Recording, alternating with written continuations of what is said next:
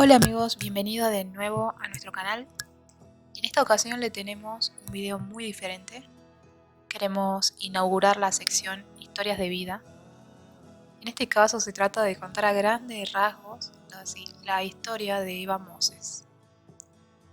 Ella fue prisionera en un campo de concentración en Alemania durante la Segunda Guerra Mundial a la edad de 10 años. Pero estas historias ya las escuchamos muchas veces, lamentablemente. Entonces, ¿qué es lo que tiene de particular? Resulta que Eva fue sometida a torturas inexplicables junto a otros miles de niños por el hecho de tener una hermana gemela. Así es.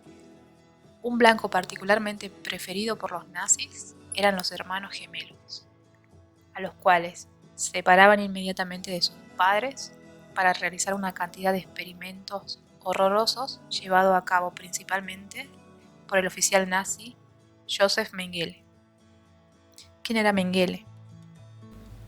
Mengele obtuvo un doctorado en antropología y medicina por la Universidad de Múnich y comenzó una carrera como investigador.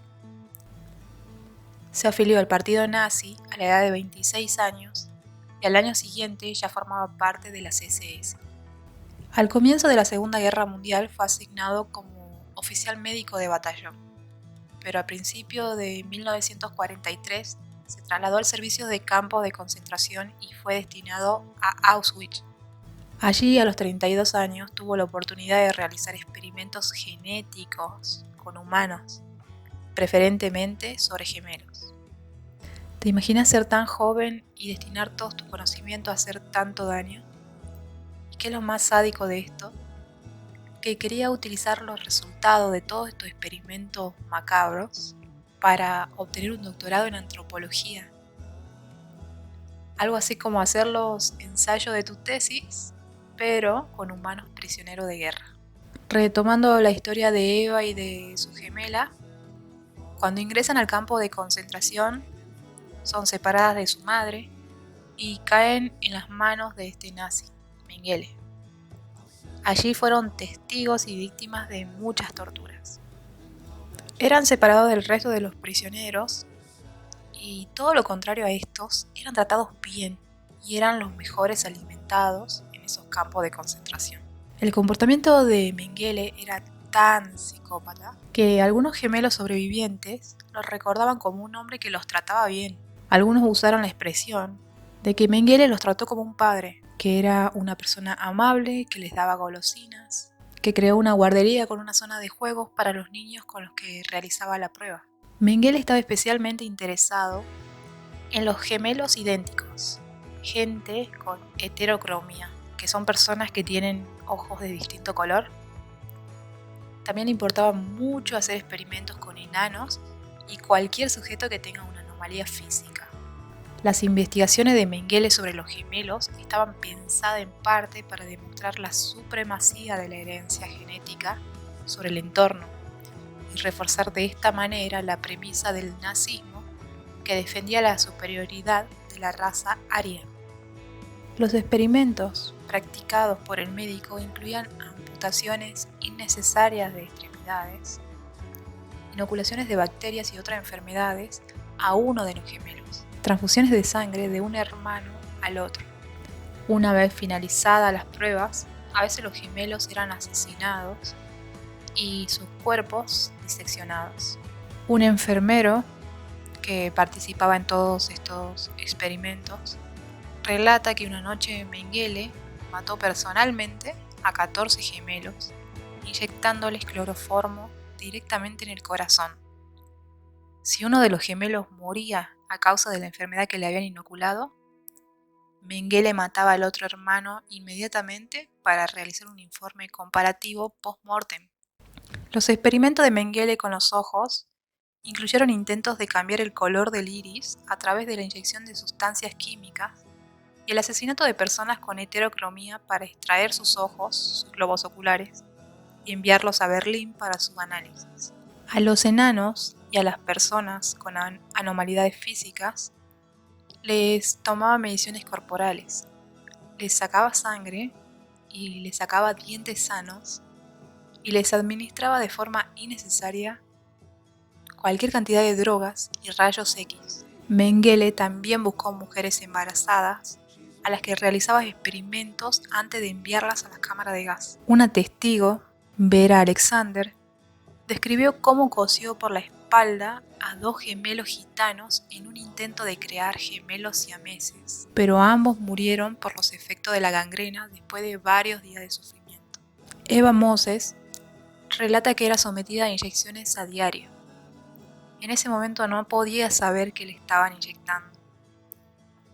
También recuerda que ella y su gemela Miriam eran sometidas a extracciones de sangre casi todos los días. Muchas veces les sacaban sangre y luego les inyectaban la sangre de su gemela. Eva estuvo muy grave y estuvo a punto de morir, pero logró sobrevivir salvándole la vida a su hermana, ya que si ella moría, su hermana sería asesinada inmediatamente para luego ser sometidas a estudios. Finalmente, Eva y su hermana gemela Miriam fueron liberadas al finalizar la Guerra Mundial junto con 180 gemelos que lograron sobrevivir.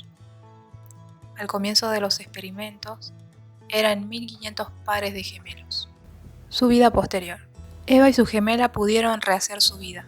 Mientras que Eva se radicó en Estados Unidos con su esposo y sus 2 hijos, su hermana se fue a vivir a Israel. En un documental, Eva cuenta que luego de pasar por toda esa tortura, su vida continuó siendo difícil. La mayoría de sus vecinos no lograban comprenderla. No solo se trataba de la barrera idiomática, sino que no sentían empatía por su historia de vida.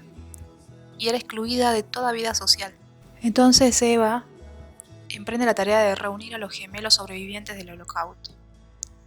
Aunque parezca increíble, hasta este momento se desconocía todo lo que habían atravesado estas personas. Publicó en Estados Unidos un anuncio mediante una ONG donde pedía que por favor los gemelos sobrevivientes se pongan en contacto con ella, pero no tuvo suerte. Luego se le ocurrió que su cuñado, quien se encontraba en Israel junto a su hermana gemela, publicara el mismo anuncio en ese país. Y es en este punto donde Eva consigue algo.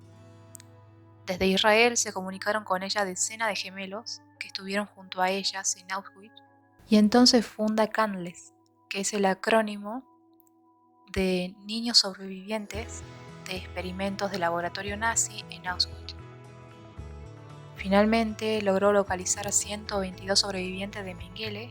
Sin embargo, Eva sentía que le faltaba algo, y era volver a ese campo de concentración que actualmente es un museo.